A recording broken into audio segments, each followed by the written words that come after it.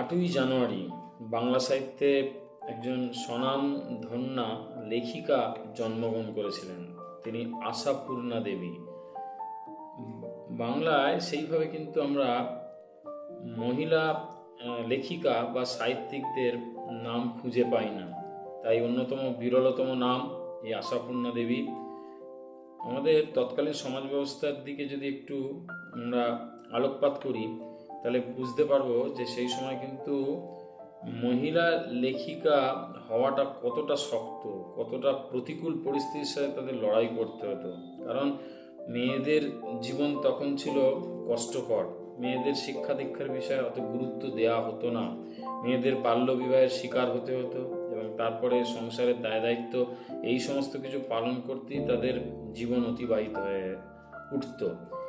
এই পরিস্থিতির মধ্যেও বিরলতম প্রতিভার অধিকারী ছিলেন আশাপূর্ণা দেবী। তিনি সেই অর্থে স্কুল কলেজে সেরকমভাবে পাঠ গ্রহণ করেননি, কিন্তু গৃহে তিনি তার পড়াশোনা চালিয়ে গেছিলেন। পড়াশোনার প্রতি তার একাগ্রতা, ভালোবাসা, এগুলোকে গুরুত্ব দিয়ে তিনি নিজে লেখালেখি করেছেন। সাধারণ মানুষের কাছাকাছি আসতে পেরেছিলেন, সহজ সরল ভাষায় লিখেছিলেন, সাধারণ মানুষের সঙ্গে মিশে তাদের থেকে বিভিন্ন অভিজ্ঞতা সংগ্রহ করে সাধারণ মধ্যবিত্ত সমাজেরই কিন্তু বিষয়কে কেন্দ্র করে তিনি অনেক গল্প লিখেছেন। তার বিখ্যাত কতগুলি রচনা বকুল কথা, সুবর্ণ লতা প্রভৃতি উল্লেখযোগ্য।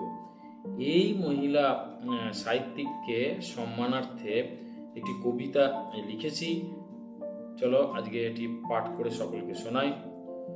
কলকাতায় জন্ম, আদি নিবাস বেগমপুর, সে সময় নারী শিক্ষা গ্রহণ বহুদূর।